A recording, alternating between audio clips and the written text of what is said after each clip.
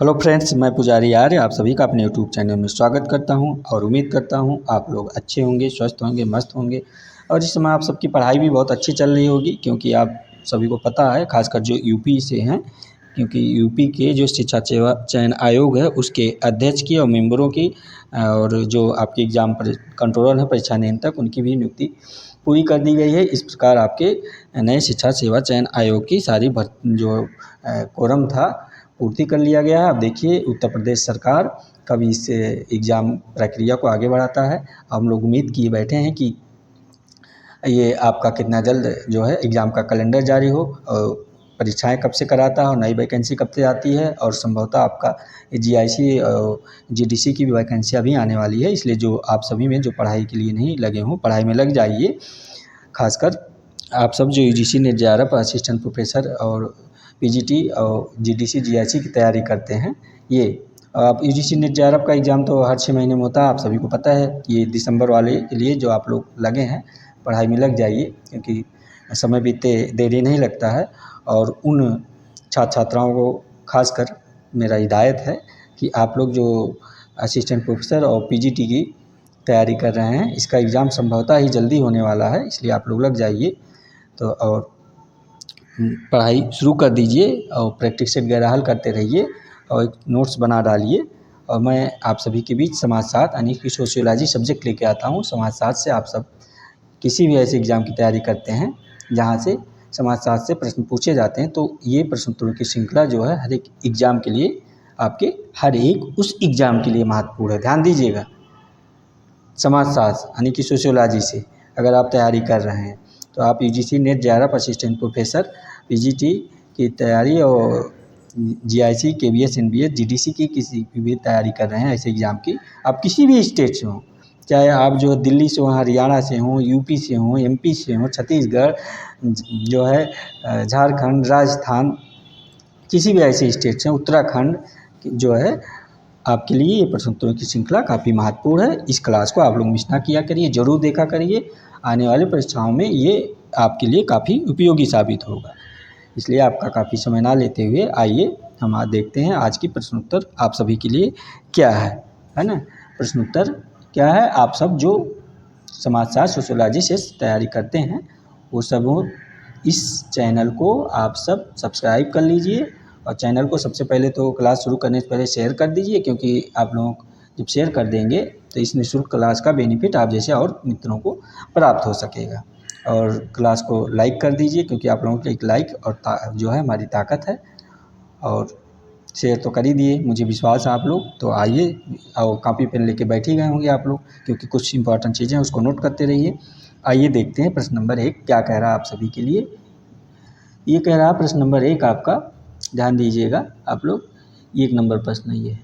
कह रहा निम्नलिखित में से किसने अपने विकासवादी चरणों में समाजों के 4 प्रकारों सरल, यौगिक, दुगने यौगिक और तिगने यौगिक को अवचिन्हित किया है। आपका ऑप्शन ए दे रखा हर्बर्ट स्पेंसर महोदय, ऑप्शन बी अगस्ट काम्ट महोदय, option C Leonard T House महोदय हैं, ऑप्शन डी इमाइल दुर्खिम महोदय हैं। तो इसका आंसर क्या हो जाएगा आप लोग बताइएगा। तो इसका आंसर मैं बता दे रहा हूँ, आपके हर्बर्ट स्पेंसर महोदय हो जाएंगे, क्योंकि ये हर्बर्ट स्पेंसर महोदय जो आपके हैं ये इनकी चर्चा करते हैं क्या, सरल यौगिक, दुगने यौगिक और तिगने यौगिक की, क्योंकि इनकी जो पुस्तक है आप नोट कर लीजिएगा, उम्मीद कर रहा हूँ कॉपी पेन लेके ही बैठे होंगे आप लोग जो है। इनका बुक है हर्बर्ट स्पेंसर महोदय की फर्स्ट प्रिंसिपल्स, आप सभी को पता है क्योंकि आप लोग तैयारी कर रहे हैं। ये काफ़ी पुरानी बुक है। हर्बर्ट स्पेंसर एक इम्पॉर्टेंट राइटर भी हैं, यहाँ से प्रश्न काफ़ी बार पूछा जाता है। जो इम्पोर्टेंट राइटर है उनको आप लोग जरूर पढ़ डालिए। जैसे आपके अगस्त काम्ट महोदय हैं, सिलेबस में नाम इनका नहीं दिखता, लेकिन यहाँ से प्रश्न पूछा जाता है क्योंकि ये जो समाजशास्त्र के विषय के जनक हैं, आपको पता है जो है। और आपके जो इम्पोर्टेंट राइटर हैं जैसे अगस्त काम्ट हैं, हर्बर्ट स्पेंसर हैं, मैक्स वेबर हैं, है ना, और एम.एन. श्रीनिवास हैं, एस.सी. दुबे हैं, ब्रह्मण्यस्की हैं, फ्रेंड जो भी इम्पोर्टेंट राइटर हैं, और जैसे भारतीय में आपके अम्बेडकर हो गए, गांधी जी हो गए, है ना, सबको पढ़ डालिए जो इम्पोर्टेंट है, क्योंकि यहाँ से बार बार प्रश्न पूछे जाते हैं। और थिंकर मैन है, आप जान दीजिएगा थिंकर मैन है। अगर आप थिंकर पढ़े रहेंगे, उनके अवधारणाओं को पढ़े रहेंगे, उनके बारे में जानते रहेंगे, तो आपका प्रश्न जो होता है काफ़ी करने में आसानी हो जाती है। ये मैं आपके लिए बता दे रहा हूँ, ये कोई बताता नहीं वैसे आप सभी को कि आप क्या पढ़ना क्या नहीं पढ़ना है। राइटरों को खासकर फोकस कीजिए क्यों जो सोशियोलॉजी सब्जेक्ट की तैयारी कर रहे हैं। तो इसका आंसर हर्बर्ट स्पेंसर महोदय हो गए। इनकी पुस्तक है फर्स्ट प्रिंसिपल। इसमें ये जो क्या बताते हैं, ध्यान दीजिए, सामाजिक उद्विकास की व्याख्या इन्होंने कर रखा है हर्बर्ट स्पेंसर महोदय फर्स्ट प्रिंसिपल में। और क्या कहते हैं कि जो है उद्विकास का एकीकरण और विखंडन की प्रक्रिया इसको मानते हैं और कहते हैं उद्विकास पदार्थ का समन्वय तथा उससे संबंधित गति है जिसके दौरान एक पदार्थ एक अनिश्चित असंबंध, ध्यान दीजिएगा, और समानता से निश्चित संबंध और असमानता में बदलता है। और स्पेंसर ने समाज के उद्विकास को जो है सरलतम और जटिलतम यानी सरलता से जटिलता की ओर विश्लेषित करते हुए कहते हैं कि समाज के 4 प्रकार हों। कौन कौन? ये जो आपको मैंने अभी प्रश्न में कह रहा, क्या कह रहा है, सरल यौगिक, दुगने यौगिक और तिगुने यौगिक को अब चिन्हित करते हैं ये। और सरल समाज परिवार, यौगिक समाज कुल को, और दुगने यौगिक जनजात का एवं तिगुने यौगिक राष्ट्र एवं राज्य का उदाहरण मानते हैं। और ये कहते हैं कि इसके आधार पर कि स्पेंसर महोदय की 2 वर्गीकरण बता रखे हैं। क्या क्या बताए हैं, नोट कर लिए। नंबर 1 कह रहे हैं शैक्षिक या उच्च समाज, नोट करिएगा, इम्पोर्टेंट है ये हर्बर्ट स्पेंसर महोदय का। और दूसरा औद्योगिक समाज। आप उम्मीद करता हूँ ये प्रश्न आपकी समझ में आ गया होगा। इस प्रकार आइए देखते हैं अगला प्रश्न क्या कह रहा है आपका। प्रश्न उत्तर नंबर 2, ये 2 नंबर कह रहा है कि मीड के अनुसार सामान्यीकृत अन्य और महत्वपूर्ण अन्य किनके सर्जक हैं। किसके अनुसार? मीड के अनुसार। ध्यान दीजिए, सामान्यीकृत अन्य और महत्वपूर्ण अन्य किनके सर्जक हैं। ऑप्शन ए कह रहा मैं, ऑप्शन बी कह रहा मुझे, ऑप्शन सी कह रहा अहम, ऑप्शन डी कह रहा परा अहम। इसकी चर्चा कौन करते हैं आपके? मैं और मुझे, अहम, परा अहम मीड महोदय हैं। तो इसके बारे में आप पढ़े होंगे, मैं पिछले क्लास में इसको बहुत विस्तार से बताया था, लेकिन आप जान लीजिए इसका आंसर। आप मीड को जरूर पढ़िए क्योंकि ये भी एक इम्पॉर्टेंट राइटर है, आपको यहाँ से भी प्रश्न बहुत पूछे जाते हैं। तो आपका ऑप्शन बी हो जाएगा ये मुझे, इसका आंसर। ठीक है, आप लोग ध्यान दीजिएगा, ये मुझे इसका आंसर हो जाएगा। जॉर्ज हर्बर्ट मीड महोदय हैं ये, हाँ, क्योंकि मीड जो कहते हैं, आप नोट कर लीजिएगा, इनकी जो एक पुस्तक है, पुस्तक का नाम आप सभी को पता है, फिर भी नोट कर लीजिए, माइंड, सेल्फ एंड सोसाइटी। उम्मीद करता हूँ आप लोग कापी पेन लेके बैठे होंगे। मैं बार बार कहता हूँ क्योंकि आप कापी पेन बैठे होंगे तो इसमें जो है एक क्वेश्चन से मैं कई क्वेश्चन बनाता हूँ, आप देख ही रहे होंगे, आगे विस्तार करके बता। ऐसा नहीं केवल आप असिस्टेंट प्रोफेसर, यूजी जेआरएफ की तैयारी कर रहे हैं, पीजीटी की भी कर रहे हैं, तो पीजीटी के लिए तो खासकर जो फुटकर चीज़ें बताते हैं बीच बीच में मैं विस्तार करता हूँ, उसमें से काफ़ी निकल के आता है। क्योंकि जो पीजीटी की तैयारी करते हैं उसमें आप देखते हैं ना, ऑनलाइन है, मतलब डायरेक्ट प्रश्न पूछते हैं, प्रश्न डायरेक्ट उत्तर दिखता है। हालांकि आपके असिस्टेंट प्रोफेसर और यूजीसी नेट जेआरएफ में डायरेक्ट नहीं रहता है, तो आप इस चीज़ को ध्यान दीजिएगा, हैं। तो गहराई से ज़्यादा पढ़ना पड़ता है, लेकिन आप लोग उम्मीद करता हूँ पढ़ाई कर ही रहे हैं, तो आप सभी को ये चीज़ जानकारी है। तो इनका क्या कहते हैं, ध्यान दीजिए, माइंड, सेल्फ एंड सोसाइटी में क्या कहते हैं कि बालक के समाजीकरण की प्रक्रिया के संदर्भ में कहते हैं मैं, मुझे के सिद्धांत की एक नए ढंग से व्याख्या की है इन्होंने। क्या कहते हैं, मीड कहते हैं कि मैं यानी व्यक्ति के जैविकीय पक्ष को बोलते हैं, और मुझे सामाजिक सचेतन व्यक्ति का प्रतिनिधित्व करता है, यानी कि जब उसके अंदर सामाजिक चेतना आ जाती है जिसकी उत्पत्ति दूसरों के द्वारा स्वयं को देखने की जानकारी होती है। ये मीड का है अवधारणा, ध्यान दीजिएगा। मीड कहते हैं कि सामान्यीकृत और अन्य महत्वपूर्ण मुझे के सर्जक हैं।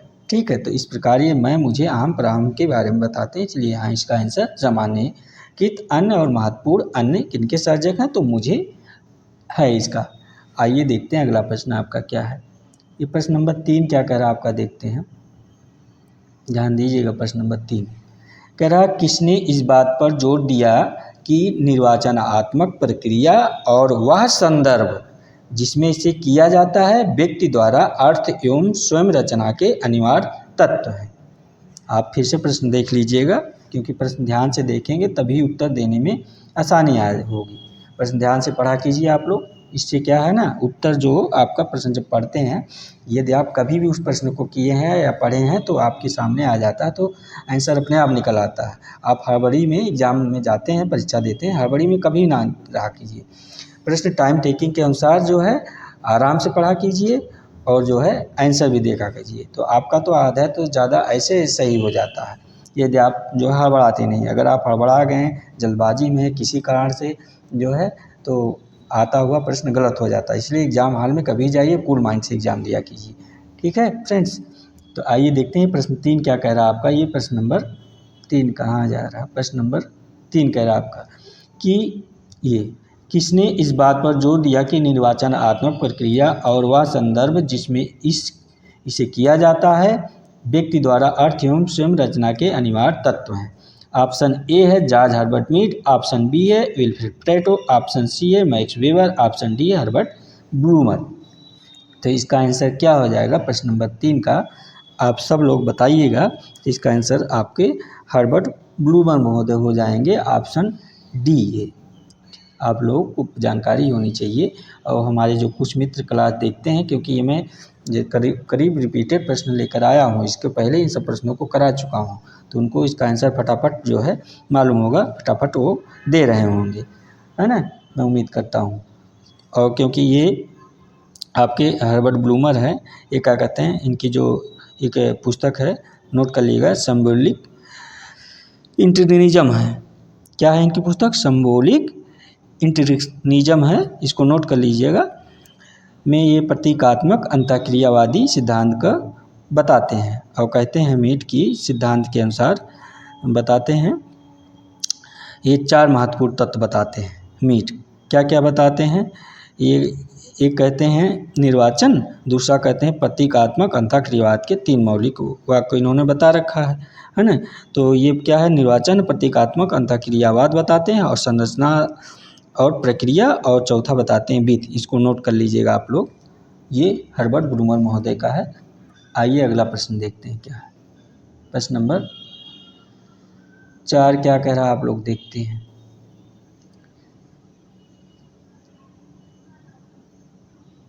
चार नंबर प्रश्न कह रहा है, ध्यान दीजिएगा आप लोग। निम्नलिखित में से किसने 2 प्रकारों के संघर्ष नामता यथार्थवादी और यथार्थवादी के बीच विभेद किया है? प्रश्न 4 कह रहा है कि निम्नलिखित में से किसने 2 प्रकारों के संघर्ष नामता यथार्थवादी और अयथार्थवादी के बीच विभेद किया? तो आपका option Karl Marx, option B Louis Coser, option C George Simmel, option D है राल्फ डेरनडॉर्फ। तो इसका आंसर क्या हो जाएगा आप सब बताइएगा। प्रश्न नंबर 4 का आंसर, तो इसका आंसर जो है आपके लुई कोजर महोदय हो जाएंगे, लुई कोजर महोदय। तो कहाँ है ये? ऑप्शन बी आपका देखिए सही आंसर है इसका, लुई कोजर महोदय है। क्योंकि आप जानते हैं जो लुई कोजर ने संघर्ष को नामता यथार्थवादी और अयथार्थवादी में विभाजित कर रखा है। आइए देखते हैं आपका अगला प्रश्न क्या कह रहा है। प्रश्न नंबर 5 आप सभी का ये क्या कह रहा है? ये कह रहा है कि इस बात पर विचार करके कि संघर्ष और मस्तिष्क एक ही सिक्के के 2 पहलू हैं, किसने यह अनुभव किया कि दोनों ही पहलुओं को संभालना कठिन है? प्रश्न 5 क्या कह रहा है? आप ध्यान दीजिएगा कि इस बात पर विचार करके कि संघर्ष और मस्तिष्क एक ही सिक्के के 2 पहलू हैं, ठीक है, और किसने यह अनुभव किया कि दोनों ही पहलुओं को संभालना कठिन है?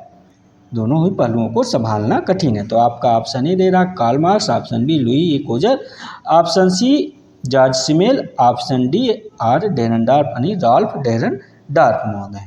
तो इसका आंसर क्या हो जाएगा आप सब बताइएगा प्रश्न नंबर 5 का। तो इसका आंसर आपके राल्फ डेरनडॉर्फ महोदय हो जाएंगे। आप लोगों को जानकारी है, मुझे पता है पहले से, तो क्योंकि आप लोग पढ़ाई कर ही रहे हैं, तो मुझे पूरा विश्वास है कि सारे प्रश्न आप सभी को आ रहे हैं। राल्फ डेरनडॉर्फ इसके आंसर है, क्योंकि डेरनडॉर्फ जो इनकी पुस्तक नोट करिए, class and class conflict in and industrial society. आपको इनका पुस्तक का नाम जो है याद है रहा होगा, क्योंकि ये पुस्तक जो है काफ़ी बार एग्जाम में पूछा जा चुका है, मिलान में आया है जो है सभी के। Class and class conflict in A industrial society, इसमें इन्होंने बताया है कि मात्र आर्थिक संबंधी संघर्ष का कारण नहीं होता है, और क्या बताते हैं कि अपितु सत्ता शक्ति के संबंध भी संघर्ष को जन्म देते हैं। और डेरनडॉर्फ महोदय आगे कहते हैं कि ये 2 चेहरे हैं क्या क्या संघर्ष और मध्यस्थ, यानी मध्यस्थ मतलब आप जान ही रहे हैं सामंजस्य बिठाने का, आप लोग समझ ही रहे हैं। इन दोनों के बिना समाज का अस्तित्व असंभव है, यानी संभव नहीं है ये कहते हैं, क्योंकि दोनों एक दूसरे की पूर्व आवश्यकताएं हैं और ये दोनों विकल्प ना होकर एक दूसरे के पूरक हैं।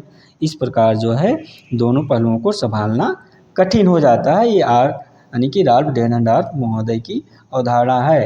इसलिए आपको ये प्रश्न में उम्मीद करता हूँ ये भी समझ में आ गया होगा। आइए देखते हैं प्रश्न नंबर 6 क्या कह रहा आप सभी के लिए। प्रश्न उत्तर नंबर 6 ये कह रहा है कि अनुक्रम चार्ट के अधोलिखित सोपानों का एक शोध परियोजना का संचालन करने में कौन सा क्रम सही व्यवस्थित है। ये व्यवस्थित क्रम दे रखा है, आप लोगों को इसमें सही व्यवस्थित क्रम बताना है। प्रश्न ध्यान दीजिएगा, व्यवस्थित क्रम में क्या दे रखा है, इन्होंने क्या कहा। नंबर 1 कह रहा परिकल्पना का निरूपण, है ना। नंबर 2 कह रहा साहित्य एवं अवधारणाओं की समीक्षा। नंबर 3 कह रहा समस्या की पहचान और संकल्पना निर्धारण। और चौथा कह रहा है कि निष्कर्ष एवं सामान्यीकरण। प्रश्न क्या कह रहा है, ध्यान दीजिए कि अनुक्रम ये चार्ट के अधोलिखित सोपानों को एक शोध परियोजना का संचालन करने में कौन सा क्रम सही व्यवस्थित है। शोध परियोजना के लिए संचालन करने में कौन सा क्रम सही व्यवस्थित है। इसमें जो ये 4 ऑप्शन दिया है आप देख ही रहे हैं, 4 क्रम दिया है, सॉरी फ्रेंड 4 क्रम है। इसमें से ऑप्शन दिया है ABCD में 1 3 4 करके, तो कौन सा क्रम ये सही रूप से व्यवस्थित होगा। आप प्रश्न समझ ही गए होंगे उम्मीद करता हूँ मैं। तो इसका आंसर आपको बताना है कौन सा क्रम इसमें सही होगा। तो आपको मैं बता दे रहा हूँ, इसका ऑप्शन C आंसर हो जाएगा। ये ऑप्शन C ये सही क्रम आपका हो जाएगा, ये ऑप्शन C वाला जो है। क्योंकि आप देखिए ऑप्शन C का सही क्रम क्या दिया है, पहले आपका रहेगा 3 नंबर, ये आपका हो गया 3 नंबर। 3 नंबर क्या, ये 3 नंबर है फ्रेंड। देखिए ये 3 नंबर क्या, समस्या की पहचान और संकल्पना का निर्धारण सबसे पहले आपको करना है। और 2 नंबर फिर उसके बाद आता है आपका ये साहित्य एवं अवधारणाओं की समीक्षा करना है। पहले क्या करना है आपका, समस्या की पहचान कर संकल्पना का निर्धारण करेंगे, फिर साहित्य एवं अवधारणाओं की समीक्षा पढ़ेंगे, उसकी समीक्षा करेंगे। फिर 1 नंबर आपका परिकल्पना का निरूपण करेंगे, यानी फिर परिकल्पना बनाएंगे। परिकल्पना करने के कैसे क्या है, लास्ट में 4 नंबर आपका ये हो जाएगा निष्कर्ष एवं सामान्यीकरण, यानी फिर उसका निष्कर्ष निकालेंगे। क्या उसका निष्कर्ष निकलेगा सामान्य रूप से कि क्या इसका हल है, क्या है, पूरा पता चल जाएगा आपको। ये प्रश्न उम्मीद करता हूँ आपकी समझ में आ गया होगा। अगला प्रश्न देखते हैं क्या, प्रश्न नंबर 7 क्या कह रहा है आप सभी के लिए। ये कह रहा विज्ञानों के अनुक्रम के अनुसार निम्नलिखित में से कौन सा विषयों का सही अनुक्रम है। ये भी प्रश्न आप सभी का विज्ञानों के अनुक्रम के अनुसार पूछा, निम्नलिखित में से कौन सा विषयों का सही अनुक्रम है। ये भी क्रम है जो दे रखा है, इसमें आगे पीछे क्या रखा है इसी को पूछ रहा है। ठीक है, तो इसमें ऑप्शन 1 दे रखा है, क्या आप ध्यान दीजिएगा। ऑप्शन 1 कह रहा है समाजशास्त्र पहले, फिर जीव विज्ञान, फिर गणित और भौतिकी कह रहा है। ऑप्शन बी कह रहा है कि पहले जो है गणित है, भौतिकी है, जीव विज्ञान और समाजशास्त्र है। ऑप्शन सी कह रहा है पहले भौतिक है, फिर गणित है, फिर जीव विज्ञान और समाजशास्त्र है। ऑप्शन डी कह रहा है कि जीव विज्ञान है, गणित है, भौतिकी और समाजशास्त्र है। Sorry friend. फिर इसका आंसर क्या है, कौन सा जो है अनुक्रम इसमें सही है, आप सब बताइएगा। मुझे लग रहा है आप सभी को इसकी जानकारी हो ही गई होगी, क्योंकि आप जान ही रहे हैं समाजशास्त्र को आपके अगस्त कांत महोदय जो है इस क्रम को समाजशास्त्र को सबसे लास्ट में रखा है और गणित को सबसे पहले रखा है। तो आप ऐसे ही पकड़ना चाहें तो पकड़ सकते हैं, क्योंकि गणित देखिए एक ऑप्शन में है आपका, है ये गणित आपका एक ऑप्शन में, तो ऑप्शन भी सही हो गया है। और ये जो है लास्ट में समाजशास्त्र को 6ठे नंबर पे इन्होंने रखा है अगस्त कांत महोदय। तो इस प्रकार आपका आंसर ऑप्शन बी हो जाएगा, क्योंकि आप जो है अगस्त कांत महोदय को बहुत अच्छे से पढ़े हैं और ये बहुत इंपॉर्टेंट राइटर हैं, इनको एकदम बहुत अच्छे से पढ़ डालिए। अगस्त कांत जो है विज्ञानों का एक पदक्रम को निर्माण किया है, और किसमें इन्होंने बता रखा है, इनका जो बुक है आप नोट कर लीजिए, पॉजिटिव फिलॉसफी।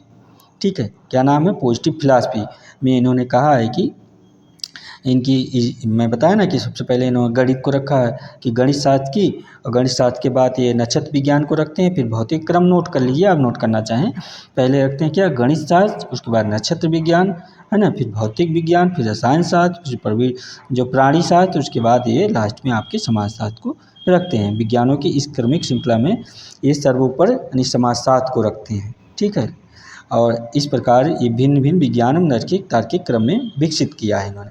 ये सबसे पहले क्या कहते हैं, सबसे पहले विज्ञान विकसित हुआ, इनका मानना है अगस्त क्रांति महोदय का, आप ध्यान दीजिएगा, इनके बारे में पढ़े होंगे। सबसे पहले विज्ञान विकसित हुआ और उसके कम जटिल हैं, फिर उसके जो है सरोकार सम्मान घटनाओं को और मानवता के अत्यंत दूर हो जाते हैं। फिर ये कहते हैं सबसे अंत में विज्ञान होता है जो सबसे जटिल है और मानवता के अंत निकट हो, इसी के आधार पर गणित शास्त्र को और उसके बाद समाजशास्त्र को सबसे अंतिम स्थान इन्होंने दे रखा, मैंने आपको बताया ही। और समाजशास्त्र को सभी विज्ञानों की महारानी कहा है। किसने? समाजशास्त्र सभी विज्ञानों की महारानी है। ये नोट कर लीजिएगा, अगस्त क्रांति महोदय की अवधारणा है। आइए, क्योंकि अगस्त क्रांति महोदय समाजशास्त्र के पिता भी हैं, आपको पता ही। आइए प्रश्न देखते हैं, 8 नंबर क्या कह रहा है आपका प्रश्न। ये कह रहा है किसका यह मानना था कि समाज का अध्ययन मूल्य से मुक्त नहीं हो सकता। प्रश्न 8 कह रहा है किसका यह मानना था कि समाज का अध्ययन मूल्य से मुक्त नहीं हो सकता। Option A Durkheim, option B Marx, option C Mendel, option D Weber. तो ये देखिए किसका यह मानना था कि समाज, यहाँ से है समाज, ध्यान दी, यहाँ समाज का अध्ययन मूल्य से मुक्त नहीं हो सकता है। आप लोग इसका आंसर बताइए, क्योंकि ये भी प्रश्न काफ़ी बार पूछा जा चुका है। तो मैं बता दे रहा हूँ, ये इसके मैक्स वेबर हो जाएंगे, यानी कि ये weber, option D max weber महोदय इसका आंसर हो जाएगा। इनका मानना है ये कि समाज का अध्ययन मूल्य से मुक्त नहीं हो सकता है। ये वेबर कहते हैं समाज क्रिया की व्यक्तिपरक व्याख्या मात्र नहीं है, और अपितु एक समाजशास्त्री को जो है ये कहते हैं मैक्स वेबर, अपितु एक समाजशास्त्री को मूल तटस्थता जैसे कुछ मानदंडों को भी मानना पड़ता है, ताकि उसके शोध निष्कर्षों के सांचलिक आधार पर परीक्षा और समीक्षा दोनों की जा सके। आइए देखते हैं अगला प्रश्न क्या है। प्रश्न नंबर 9 क्या कह रहा है आपका। ये 9 नंबर प्रश्न कह रहा है आपका, निम्नलिखित में से कौन सी पद्धति प्रायिकता, क्या कह रहा है, निम्नलिखित में से कौन सी पद्धति प्रायिकता निदर्शन के रूप में जानी जाती है ना। तो ऑप्शन ए दे रखा है, दी गई सफलता से स्कंदवर्थ यानी हिपोटेसिस जिसको बोलते हैं, संख्याओं द्वारा चयनित निदर्शन, ऑप्शन ए कह रहा। ऑप्शन बी कह रहा आपका, उन लोगों से चयनित एक निदर्शन जो उपलब्ध है, ऑप्शन सी कह रहा शोध के प्रयोजन पर विचार करते हुए चयनित निदर्शन, ऑप्शन डी कह रहा उत्तरदाताओं की विभिन्न श्रेणियों पर विचार करते हुए चयनित। तो इसका आंसर क्या हो जाएगा, आप सब बताइएगा प्रश्न उत्तर नंबर 9 का। तो इसका आंसर मैं बता दे रहा हूँ, ऑप्शन ए हो जाएगा। आप लोग ध्यान दीजिएगा, ये ऑप्शन ए इसका आंसर है, ठीक है। क्योंकि ये ऑप्शन ए जो है कह रहा दी गई सफलता के स्कंदवर्थ यानी हिपोटेसिस संख्याओं द्वारा चयनित निदर्शन, ये प्रश्न नंबर 9 का। क्योंकि इन्होंने जो है प्रायिकता निर्देशन की अनिवार्यता विशेषता इन्होंने समग्र इकाइयों के रूप में निर्देशन सम्मिलित किया है, और इस संभावना की गणना कर रखा प्रायिकता निर्देशन का जो है आपका, ठीक है। तो इस हिसाब से इन्होंने जैसे बता रखा है आपको हिपोटेसिस के तहत, नोट कर लीजिए आप करना हो, काफ़ी संख्या है इसकी। देखिए इन्होंने पहला बताया दैव निदर्शन, दूसरा अस्थिरीकरण निदर्शन, तीसरा जो बहुस्तरीय निदर्शन, चौथा व्यवस्थित निदर्शन, और 5वां बता रखा गुच्छ निदर्शन। इसके 5 जो है उपप्रकार भी बताया है इन्होंने, इन 5 के 5 उपप्रकार, जैसे लाठी बीत कहते हैं, कार्ड बीत, नियतांकन बीत, टेम्पलेट बीत, ग्रिड बीत, है ना। प्रायिकता निर्देशन का जो है ये चयन करने का जो विधियाँ हैं इन्होंने सब बता रखा है। हालांकि मैं इस प्रश्न को जो आया प्रायिकता निर्देशन को पिछली क्लास में काफ़ी विस्तार पूर्वक बता रखा हूँ। हालांकि ये प्रश्न है उनके लिए काफ़ी महत्वपूर्ण है जो UGC net JRF assistant professor की तैयारी कर रहे हैं। इस प्रकार के प्रश्न पूछे जाते हैं वहाँ पर, ठीक है। उम्मीद करता हूँ प्रश्न आपके समझ में आ गया होगा। आइए देखते हैं प्रश्न नंबर 10 आप सभी के लिए क्या कह रहा है। प्रश्न 10 कह रहा है आप सभी के लिए कि निम्नलिखित में से किस पद्धति में अत्यधिक सुपरिचितता के कारण प्रशिक्षण की तीव्रता को गंवाने की आशंका है। क्या कह रहा है कि निम्नलिखित में से किस पद्धति में अत्यधिक सुपरिचितता के कारण प्रशिक्षण की तीव्रता को गंवाने की आशंका है। ऑप्शन ए साक्षात्कारविद, ऑप्शन बी प्रश्नावलीविद, ऑप्शन सी सहभागी प्रेक्षणविद, ऑप्शन डी प्रेक्षणविद, ठीक है। ये प्रश्न कह रहा है 10 नंबर, इसका आंसर आप तक दीजिएगा, क्योंकि सहभागी प्रेक्षणविद हो इसमें आता है आपका, मैं बता दे रहा हूँ ये आपका सहभागी प्रेक्षणविद है। ऑप्शन सी आंसर सही है इसका। हैं, क्योंकि कह रहा निम्नलिखित में से किस पद्धति में अत्यधिक सुपरिचितता के कारण, सुपरिचितता माने जान पहचान हो जाने के कारण, ठीक है, प्रेक्षण की तीव्रता को गंवाने के मतलब प्रेक्षण में जो पारदर्शिता जो होना चाहिए वो नहीं रह पाएगा। ये तो सहभागी प्रेक्षण के विधि के द्वारा इसमें ये खतरा होने की संभावना रहती है, क्योंकि सहभागी अवलोकन पद्धति में दोष की विवेचना करते हुए आपके जो है ये क्या नाम है पी.वी. यंग महोदय हैं, जो इनकी एक संरचना है, कृत है, नोट कर लीजिएगा, scientific social servers and research में ये बताते हैं और कहते हैं कि किसी बाहरी व्यक्ति द्वारा समूह के दैनिक जीवन या समुदाय में पूर्ण रूप से घुल मिल जाना, सहभागी जो है अवलोकन आप जान ही रहे हैं कैसे किया जाता है, मैंने बता ही दिया है इसके पहले, घुल मिल जाना और उसके दिल की धड़कन एवं समूह के सदस्यों की धड़कन एक हो जाए वास्तव में संभव नहीं है। सही, आप परिचित हैं और वहाँ सर्वे करने जा रहे हैं, कहीं पे सर्वेक्षण करने, अपरिचित लोगों के बीच में इतना आसान थोड़ी है कि उनके बीच आप घुल मिल जाइए, उनको लगे आप अपने हैं। अपना तो हर चीज़ आपको सही से शेयर करें, सही चीज़ें जानकारी दें, इसमें थोड़ा तो रिस्क ही है, दिक्कत तो ही है। तो वही ये कह रहे हैं जो आपके पी.वी. यंग महोदय, और कहते हैं इस पद्धति में अत्यधिक सुपरिचितता के कारण प्रेक्षण की तीव्रता को गंवाने की आशंका बनी रहती है, यानी खतरा बना रहता है। और संपूर्ण सहभागिता में संभव न होने के कारण अधिकतर विद्वान इसे जो है, अधिकतर क्या कुछ विद्वान इसे अव्यावहारिक जो है विधि मानते हैं, सहभागी अवलोकन को की प्रक्रिया को, इस प्रेक्षण प्रक्रिया के इस विधि को। ठीक है, उम्मीद करता हूँ प्रश्न आपके समझ में आ गया होगा। आगे देखते क्या है अगला प्रश्न, प्रश्न नंबर 11 क्या कह रहा है। 11 नंबर प्रश्न आपका कह रहा है निम्नलिखित में से कौन सा परिप्रेक्ष्य बाहरी के रूप में प्रेक्षित संस्कृति के बारे में प्रश्न उठाने के लिए वस्तुपरकता बरकरार रखते हुए शोध को सुकर करता है ना। प्रश्न 11 आप लोग ध्यान दीजिएगा, निम्नलिखित में से कौन सा परिप्रेक्ष्य बाहरी के रूप में प्रेक्षित संस्कृति के बारे में प्रश्न उठाने के लिए वस्तुपरकता बरकरार रखते हुए शोध को सुकर करता है। तो आपका ऑप्शन ए है व्यवहार परक परिप्रेक्ष्य, ऑप्शन बी है व्यवस्था परक परिप्रेक्ष्य, ऑप्शन सी है व्यक्तिगत अध्ययन परिप्रेक्ष्य, ऑप्शन डी है सहभागी क्रिया परिप्रेक्ष्य। तो इसका आंसर क्या हो जाएगा, फटाफट आप लोग बताइएगा 11 नंबर का। तो इसका आंसर आपका जो है प्रश्न के अनुसार कि कह रहा कौन सा परिप्रेक्ष्य बाहरी के रूप में प्रेक्षित संस्कृति के बारे में प्रश्न उठाने के लिए वस्तुपरकता बरकरार रखते हुए शोध के सुकर मतलब शोध के रूप अनुरूप है। तो ऑप्शन ए हो जाएगा इसका सही आंसर, ये आपका व्यवहार परक परिप्रेक्ष्य ही हो जाएगा। ठीक है, क्योंकि इसका जो आप लोग शोध प्रक्रिया में ये प्रश्न फ्रेंड्स आप ध्यान दीजिएगा, आप लोग जो है ये यूजीसी नेट जेआरएफ और आपके प्रवक्ता यानी कि असिस्टेंट प्रोफेसर में ही मिलेगा, पीजीटी में ऐसे प्रश्न नहीं आते, मैं आपको बता दे रहा हूँ पीजीटी में, क्योंकि पीजीटी में जो इसमें विस्तार करता हूँ वो मिल जाते हैं। जैसे व्यवहार परिप्रेक्ष्य क्या है, किसको इसको क्या कहते हैं आप लोग जान लीजिएगा।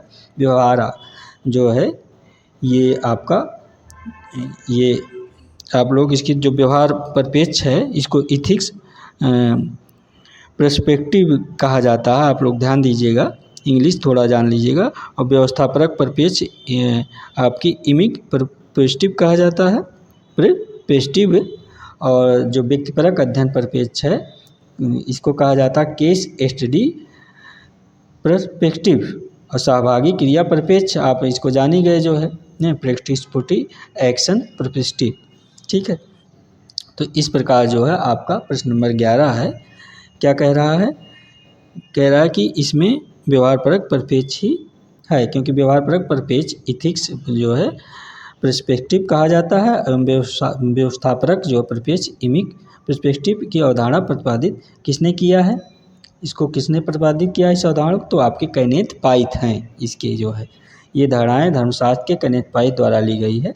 ठीक है, तो एथिक परिप्रेक्ष्य का अर्थ है कि वह दृष्टिकोण जिसके अनुसार बाहर के लोग किसी संस्कृति के बाहरी तत्वों या बाहरी व्यक्ति का दृष्टिकोण प्रस्तुत करते हैं। इसके विपरीत एमिक का अर्थ है लोग अपनी संस्कृति के बारे में क्या राय रखते हैं।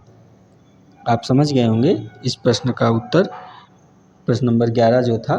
आइए देखते हैं अगला प्रश्न क्या आपका कह रहा है, प्रश्न नंबर 12 कह रहा प्रभाववादी विकृति की संभावना कम करने के लिए अभिलेखों पर मात्रात्मक पद्धति में किस तकनीक का उपयोग किया जाता है। आपको प्रश्न समझ में आ ही गया होगा। प्रश्न नंबर 12 क्या कह रहा है, आप ध्यान दीजिएगा। ये प्रश्न नंबर 12 आपका कह रहा, प्रभाववादी विकृति की संभावना कम करने के लिए अभिलेखों पर मात्रात्मक पद्धति में किस तकनीक का उपयोग किया जाता है। तो आपका ऑप्शन दे रहा है, ऑप्शन ए विषय-वस्तु विश्लेषण, ऑप्शन बी व्यक्तिपरक अध्ययन, ऑप्शन सी प्रवर्तनावली, ऑप्शन डी प्रक्षेपण।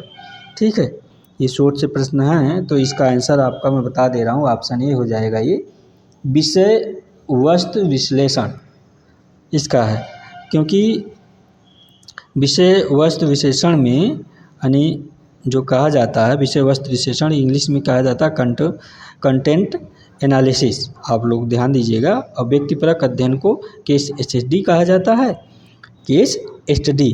और प्रश्नावली को आप जान ही रहे हैं, क्वेश्चनों कहा जाता है। और प्रेक्षण को जो है ऑब्जर्वेशन कहा जाता है, ये आप जान ही रहे हैं। तो प्रभाववादी जो विकृति की संभावना को कम करने के लिए अभिलेखों पर मात्रात्मक पद्धति में विषय वस्तु विश्लेषण तकनीक का उपयोग किया जाता है। प्रश्न नंबर 12 आप ध्यान दीजिएगा। और विषय वस्तु विश्लेषण शोध की वह विधा है जिसका उद्देश्य प्राप्त करना होता है क्या है, सामग्री, दस्तावेज, पुस्तकों, अखबारों, पत्रिकाओं तथा अन्य लिखित सामग्री का मात्रात्मक और गुणात्मक विश्लेषण करना है। तो आपके जो ये इसी में बताते हैं कि कौन, गार्डन महोदय है। ठीक है, नाम नोट करिए, गार्डन महोदय कहते हैं विषय वस्तु विश्लेषण साक्षात्कारों एवं संप्रेषण की विशिष्ट विशेषताओं को वस्तुपरकता से पहचानने और व्यवस्थित ढंग से अनुमान लगाने की एक तकनीक है। तो इसी प्रकार इसका आंसर आपका विषय वस्तु विश्लेषण हो जाएगा। आप लोग ध्यान दीजिएगा, इसका आंसर ऑप्शन ये सही आंसर है। ठीक है, आइए देखते हैं अगला प्रश्न क्या है आपका। प्रश्न नंबर 13 ये कह रहा, किसने जीवनवृत्त दृष्टिकोण का एक विभिन्न जिसे साहित्यिक लोकगाथा कहा जाता है विकसित किया। प्रश्न नंबर 13 कह रहा है कि किसने जीवनवृत्त दृष्टिकोण का एक विभिन्न जिसे साहित्यिक लोकगाथा कहा जाता है विकसित किया।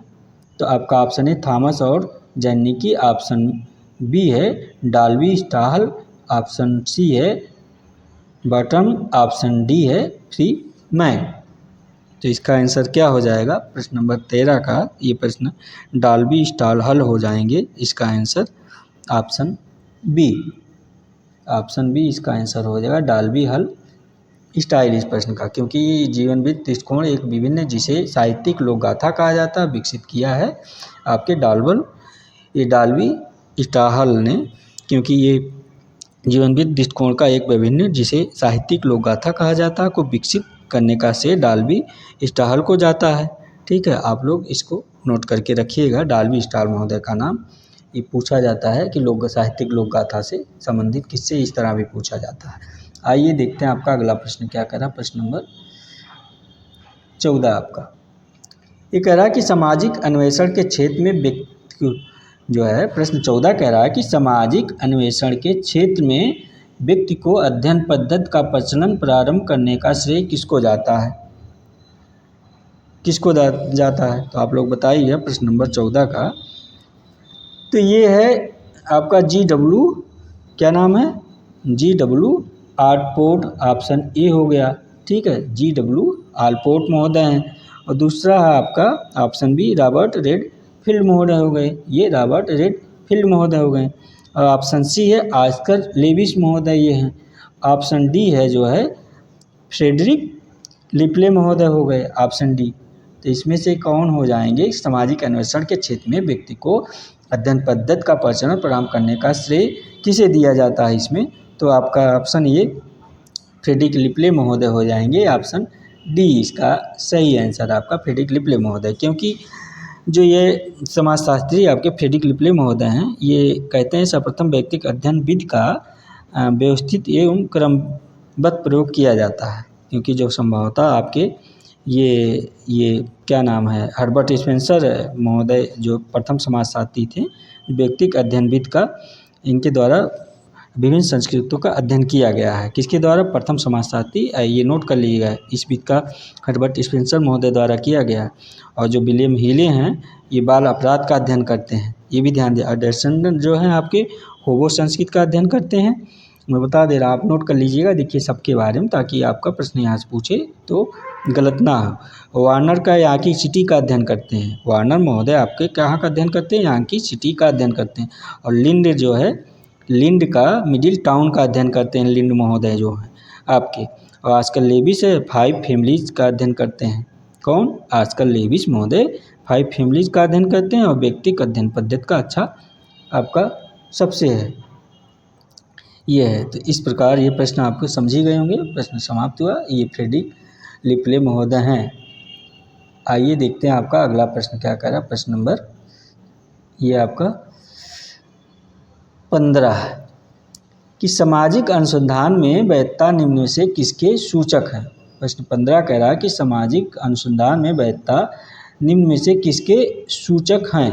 तो आपका ऑप्शन ए कह रहा है जिस सीमा तक एक मापन सत्य होने की गुणवत्ता रखता है ना। ऑप्शन ए कह रहा है ये। ऑप्शन बी कह रहा है एक परीक्षण उसका मापन करने के लिए अभिप्रेरित होता है जिसका मापन करने के लिए वह निर्धारित है। ये ऑप्शन बी कह रहा है। ऑप्शन सी कह रहा है 1 और 2 ये दोनों सही है। और ऑप्शन डी आपका कह रहा है कि उपरोक्त में से कोई नहीं सही, यानी कि उपरोक्त में से कोई नहीं सही है। क्या प्रश्न है? सामाजिक अनुसंधान में वैधता निम्न में से किसका सूचक है। तो इसका आंसर क्या हो जाएगा? थोड़ा सा आप लोग पढ़े हैं तो कॉमन सेंस लगाएंगे तो इसका आंसर कभी गलत नहीं होगा, क्योंकि आपको जानकारी में दे देता हूँ। ये जो आपका ऑप्शन ए है ये भी सही है, ऑप्शन बी ये भी सही है। जब ए बी दोनों सही है तो इसका आंसर की सीरीज बात है। ऑप्शन सी जो है 1 और 2 दोनों कह रहा है सही, तो ये ऑप्शन सी इसका सही आंसर हो जाएगा, है ना। आप लोग ध्यान दीजिएगा, ऑप्शन सी सही आंसर हो जाएगा। क्योंकि सामाजिक अनुसंधान में जो वैधता की व्याख्या करते हुए आपके ये गुडे एवं हार्ट महोदय जो हैं, इनकी जो पुस्तक है नोट कर लीजिएगा, मेथड्स इन सोशल रिसर्च। पुस्तक का नाम है मेथड्स इन सोशल रिसर्च। में कहते हैं कि एक पैमाने में तब तक प्रामाणिकता मानी जाएगी जबकि वह वास्तव में वही मापता है जो कि उसका मापन होना चाहिए। इस आधार पर सामाजिक अनुसंधान में वैधता का सूचक जो है इन्होंने माना है, गुडे एंड हार्ट ने, कि कहा है कि जिस सीमा तक एक समापन सत्य होने की गुणवत्ता रखता है, और दूसरा कहा है एक परीक्षण उसका मापन करने की प्रेरित होता है जिसका मापन करने के लिए वह निर्धारित है। ये देखिए प्रश्न में आपके ही ये है, ठीक है। और अगला इन्होंने बताया है कि कहा है कि सामान्यतः किसी शोध की वैधता को जानने के लिए 4 विधियों का इन्होंने प्रयोग कर रखा है। 4 विधि कौन कौन से नोट कर लीजिएगा। ये कहते हैं आपके गुडे एवं हार्ट महोदय बता रहे हैं कि तार्किक वैधता नंबर 1 कहते हैं, ये आप नोट करके रखिएगा। नंबर 1 ये कहते हैं तार्किक जो है वैधता, और नंबर 2 कहते हैं पंचों की राय, और तीसरा ये बताते हैं परिचित समूह। क्या बताते हैं? परिचित समूह। और चौथा क्या बताते हैं? ये जो है नोट कर लीजिएगा आप लोग, स्वतंत्र मापदंड, ठीक है। इसलिए अगला प्रश्न देखते हैं क्या है। उम्मीद करता हूँ 15 नंबर प्रश्न आपकी समझ में आ गया होगा। ये आपका प्रश्न नंबर 16 यानी कि 16 नंबर प्रश्न क्या कह रहा है, ध्यान दीजिएगा। कह रहा है जब वही परीक्षण 2 भिन्न भिन्न अवसरों पर उन्हीं लोगों द्वारा पूरा किया जाता है तो उसे क्या कहा जाता है। ये प्रश्न आप सभी को जानकारी चाहना होना चाहिए। ये शोध का प्रश्न है, ये रिसर्च मेथोडोलॉजी का प्रश्न है। ये आपके यूजीसी नेट जेआरएफ में इस तरह के प्रश्न पूछे जाते हैं ज़्यादातर, और असिस्टेंट प्रोफेसर में भी पूछे जाते हैं, ठीक है। आप लोग इसको नोट कर लीजिएगा। ये प्रश्न पर 16 नंबर प्रश्न क्या कह रहा है, ये 16 नंबर प्रश्न आपका कह रहा है कि जब वही परीक्षण 2 भिन्न भिन्न अवसरों पर उन्हीं लोगों द्वारा किया जाता है तो उसे क्या कहा जाता है। तो आपका ऑप्शन ए कह रहा है वैकल्पिक आकार विश्वसनीयता, ऑप्शन बी कह रहा है जो है विभक्तार्थ विश्वसनीयता, ऑप्शन सी कह रहा परीक्षण पुनर्परीक्षण विश्वसनीयता, ऑप्शन डी कह रहा दोहरी विश्वसनीयता, जो है ऑप्शन डी दोहरी विश्वसनीयता। तो इसका आंसर क्या हो जाएगा आप सब बताइएगा प्रश्न नंबर 16 का। तो इसका ऑप्शन आपका ये सी हो जाएगा। सी क्या है आपका? परीक्षण पुनर्परीक्षण विश्वसनीयता। इसका आंसर ये ऑप्शन सी हो जाएगा, क्योंकि ये देखिए ना कह रहा है कि वही परीक्षण जो भिन्न भिन्न अवसरों पर उन्हीं लोगों द्वारा पूरा किया जाता है उसे क्या कहा जाता है ना। तो इसका एग्जाम्पल है, जैसे आपको बता दे रहा हूँ मैं कि उन्हीं पर, जैसे आप एग्ज़ाम देते हैं ISPCS का, UPSC UPPSC का। मान लीजिए UPSC का आपने एग्ज़ाम दिया, कापी जो है। तो आप ये जानते होंगे यूपीएससी कापी एक शिक्षक नहीं चेक करता, 2 शिक्षक चेक करते हैं आपका, है ना। 2 शिक्षक उस कापी को आपके चेक करते हैं।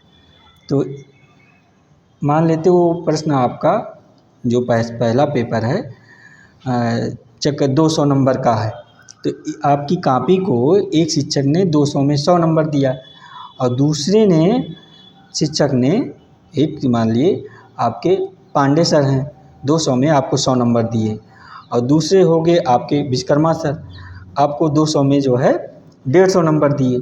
एक ने दिया आपको 100 नंबर, दूसरे ने दिया आपको 150 नंबर।